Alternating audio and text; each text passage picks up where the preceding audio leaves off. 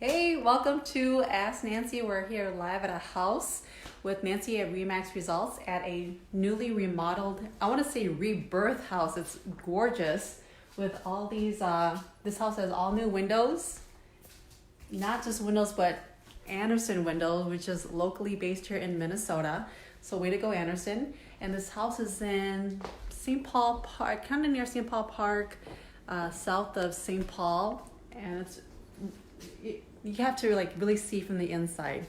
Here's a gorgeous, the fireplace, the front, the huge mantle. I wish you could see it don't see it from the outside, you gotta see it from the inside. But today in this video, we're gonna talk a lot of things about affording the house that you can afford. And you guys might want to know Nancy's take on it, like what is the right house, the price point that you could really afford at, and also be happy at your house. And here is Nancy. Hi guys! Thanks so much for joining us today. Set this up nice so you guys can see her. Awesome, great guys. So yeah, it's absolutely wonderful question, Linda. In fact, I hear that question all the time from a lot of home buyers that are getting ready to buy. So what I always like to tell home buyers when they're thinking about it is that, okay, first of all, you know, kind of what we want, like our dream home, and then we get a reality check with our lender, right? Yeah. And so in general, you know, like many of the different like financial gurus out there, like I'm actually a certified pre-purchase counselor with the Minnesota Homeownership Center, and going through some training and just preparing people for getting ready to buy a home.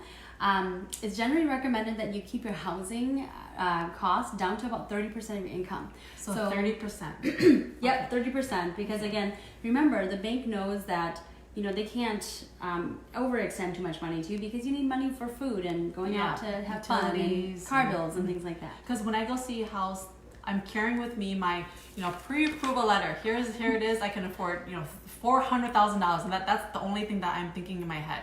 So I should think about my monthly income, what I can afford each month instead. Yes, absolutely.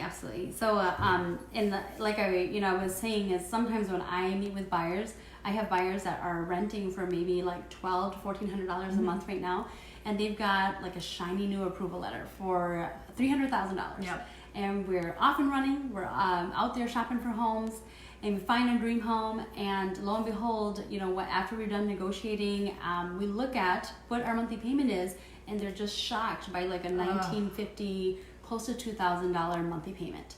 So the husband and wife are looking at each other.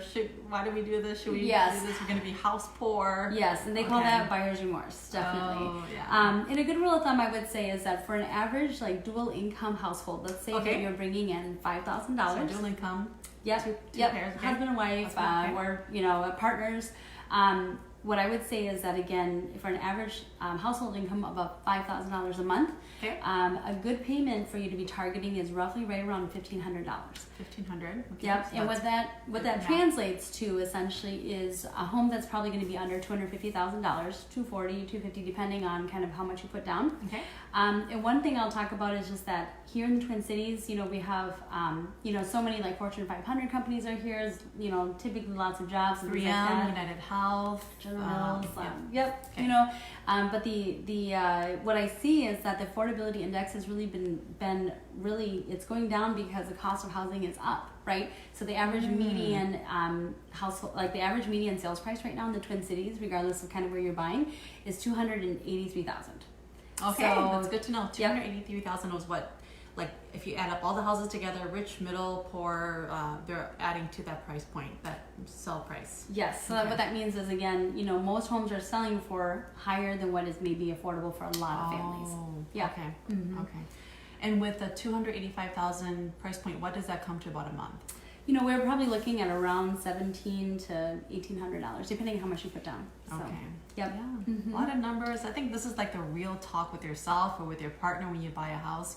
You want the bells and whistles, but I could talk from personal experience. You don't want to be house poor. You want to still enjoy your house, but still enjoy things outside of your house as well. Yes, like taking vacations, which we'll all be going on soon, right? Please, yes. Yeah, absolutely. So we want to shout out, hey, Matt Ashworth, a great agent. We worked together several times. Matt. Thanks for watching, and Chance, and also Michael. Hi, Michael. And I also want to thank Tina Lochner. We're actually sitting in her gorgeous remodeled home at 1329 Summit in St. Paul Park. In fact, my husband and I, our first home was actually in St. Paul Park. I remember. So actually that was, 16 years ago now, and just a few blocks from where we're at. It's a gorgeous home. Again, Linda mentioned the Anderson windows. They replaced all the windows, a ton of remodeling. So we will be queuing up a quick video walkthrough of what this house looks like. Yep. And so Tina Lochner is on the home team at Remax Results. So thanks so much, Tina, for letting us hang out in your house today while we shoot our video. Yep, and we see you, Vang Kerr, we see you. Thanks for watching as well. So in today's video, we just covered, if you just joined in, we just covered what can you afford as a house realistically. Try to put real numbers to real numbers and meet your expectations. Don't try to over meet them. I know you're walking around with your pre-approval letter, but then we have bills, we have utilities, we have things to do with the kids, we have vacations, and those can add up per month too. So this will really help gauge what to buy for your house. Awesome. Great. Thanks, Kurt. All right, great. Yeah. So thanks so much for chiming in, and we will see you guys next week. Okay, bye.